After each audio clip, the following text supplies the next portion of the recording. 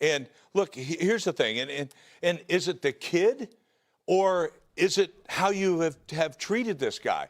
Like, I don't know where the fine line is, but there's, I mean, certainly a disconnect.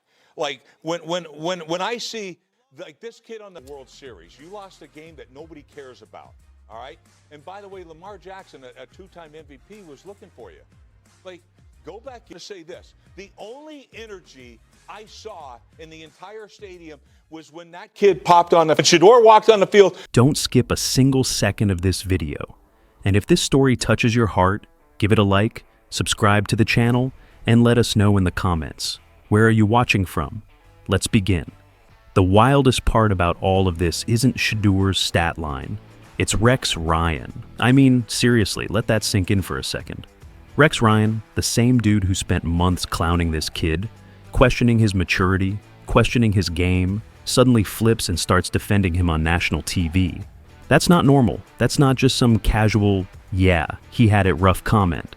That's a full-on U-turn from one of the loudest old-school voices in football. And when a guy like Rex changes his tune, you better believe something bigger is going on. And that's what grabbed me. Because we've heard analysts walk back takes before, right?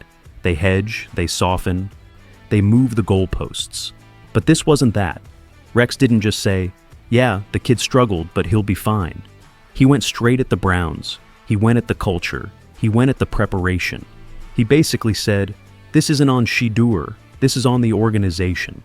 And when a former head coach, who knows exactly how these buildings work, points his finger upstairs instead of at the rookie on the field, that's a red siren moment. So, right away it forces you to ask, what did Rex see that everyone else missed? Because remember, this is a defensive guy. He loves pressure. He loves chaos. He loves making quarterbacks miserable. If anybody was going to say, I told you this kid couldn't handle it, it would be him. But he didn't. Instead, he's stunned that the offensive line never heard Shedeur's cadence. He's shocked at how few reps he got. He's confused why a team would trade up for a guy just to treat him like a camp arm. That's not Rex reacting to one bad game. That's Rex reacting to a broken process. And once you hear it framed like that, you can't unsee it. This suddenly stops feeling like rookie comes in, chokes under pressure, and starts feeling like something way darker. It feels like dysfunction. It feels like a front office and coaching staff that don't have a real plan. It feels like a young quarterback being thrown into a burning building and then blamed because he couldn't find the exit. And look, as fans, we've seen bad debuts before. We've watched rookies melt down. We've watched guys look lost. We've watched the memes and the slander roll in. But this one hits different, because every detail that's coming out after the game makes it sound less like a failure and more like a setup. The fans were ready. The stadium woke up when Shedeur walked on the field. The talent is obvious. The moment was huge. And yet somehow, the people in charge didn't give him even the basics he needed to survive it. That's why this matters. This isn't just another segment for debate shows. This is a real kid in a real locker room, surrounded by grown men who are supposed to have his back. It's a fan base that's been dragged through years of chaos, watching another high-potential player get mishandled in real time. And when even Rex Ryan is banging the drum and saying, what is going on in Cleveland? You know, we're not just talking about one rough outing. We're talking about an entire organization that might be failing its own investment. And if that's true, if this really is bigger than just one bad performance, then we've got to dig deeper. Because to understand how bad this really is, you've got to understand where Shedeur actually stands inside this building and how the Browns have treated him from day one. I'll be honest with you, the second you actually look at Shedeur Sanders' situation inside the Browns organization, everything starts making a whole lot more sense. Because this kid didn't walk into a normal quarterback room. He walked into a circus, a revolving door, a straight-up identity crisis at the most important position in football. You had Joe Flacco for a minute. Then you had Kenny Pickett trying to revive his career. Then Dylan Gabriel comes in as the new project. And somewhere in that chaos, in that shuffle of names and experiments and panic moves, the Browns traded up for Shedeur Sanders, then basically pretended he didn't exist. And that's the crazy part. The mixed messaging is so loud it almost hurts to think about. Trading up for a quarterback is supposed to be a declaration, a statement that says, this is our guy, this is the future. But what happened next? 0 reps, 0 chemistry work, 0 walkthroughs with the starters. They believed in him enough to spend capital, but not enough to actually coach him. Then, when everything went wrong and Gabriel got popped, suddenly Shadur was expected to jog onto that field and magically save a tie game against the Baltimore Ravens, like he'd been preparing for this moment all season. That's not development. That's not belief. That's confusion, from the top down. And that confusion spreads. Because locker rooms aren't dumb. Players know who the coaches believe in. Players can feel when a guy is part of the plan, and when he's just a name on the roster. When you don't give a rookie quarterback reps, when receivers don't know his timing, when the offensive line has never heard his cadence, that's the organization sending a message whether they realize it or not. This kid isn't important. And players follow the energy they're given. So, of course, they didn't rally around him when he stepped onto the field. How could they? They were told all year, directly or indirectly, that he wasn't part of the real equation. Now, add the media pressure, the hype, the last name, the spotlight that follows him everywhere he goes. The Browns knew exactly what they were drafting. They knew he'd be scrutinized from day one. And with all that, they still didn't prepare him. It's almost unbelievable when you step back and think about it. You don't draft someone with this much attention and then leave him in the shadows. Not unless your organization has absolutely no idea what it's doing. And that's where Shedeur lands. Not as QB2, not even as a developmental QB3, but somewhere in between. Stuck in limbo. Expected to be a star someday, but treated like someone who shouldn't speak unless spoken to. Asked to be ready for the moment, but given no tools to actually be ready. People wonder why he looked lost out there, but the truth is simple. He wasn't entering the NFL. He was entering a dysfunctional ecosystem. And once you see the dysfunction clearly, the disaster that unfolded on the field stops being surprising. It becomes inevitable. So now the real question is, if this is the environment he walked into, what chance did he ever have? There's struggling as a rookie quarterback. And then, there's being thrown straight into a lion's cage with your hands tied behind your back. And that's exactly what happened to Shedeur Sanders. The moment he stepped on that field, the narrative machine kicked into overdrive. The critics smelled blood, the talking heads had their sound bites ready, and social media did what social media always does. It turned a chaotic situation into a personal indictment of the kid. 4 completions, 16 attempts, 1 interception, 47 yards, boom. That was all anyone needed to label him a bust, a pretender. A kid who wasn't ready for the moment. But nobody, and I mean nobody, wanted to talk about why those numbers happened. Because, let's be real, you could take any rookie quarterback in the league, put him in that exact same situation, and the result would have been ugly. This wasn't a normal debut. This wasn't a soft landing. This wasn't a fourth quarter cameo in a blowout where the kid gets to ease into things. Shadur walked into a tie game against the Baltimore Ravens, one of the most aggressive, most exotic, most punishing defenses in the entire NFL. And he did it cold. No rhythm, no timing, no preparation, no chemistry.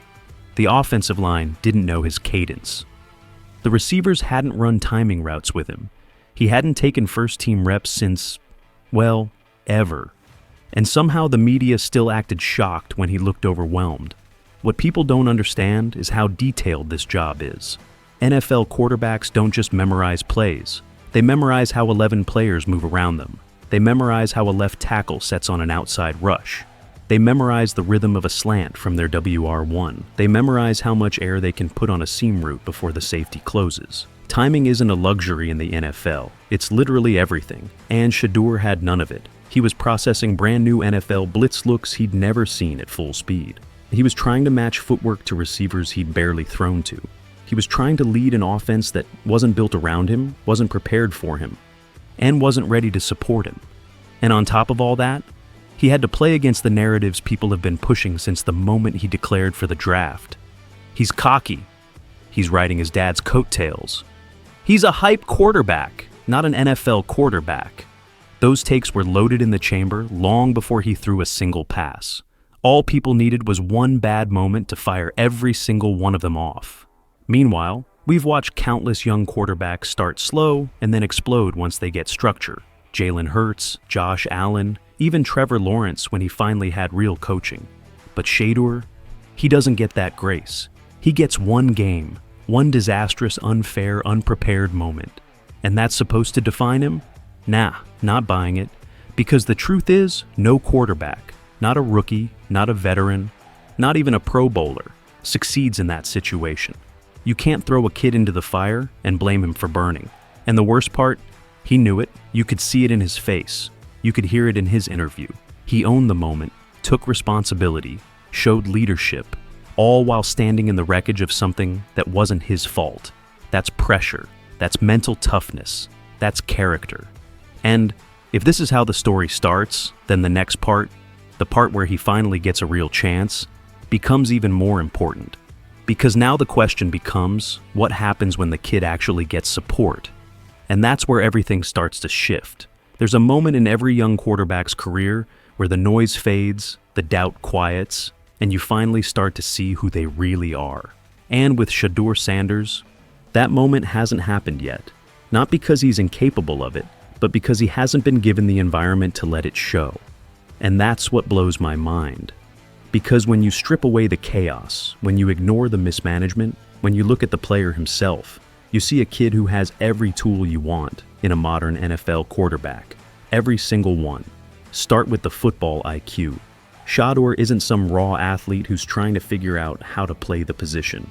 This dude grew up around the game. He grew up in film rooms. He grew up watching NFL tape with one of the smartest defensive players ever to live, his father.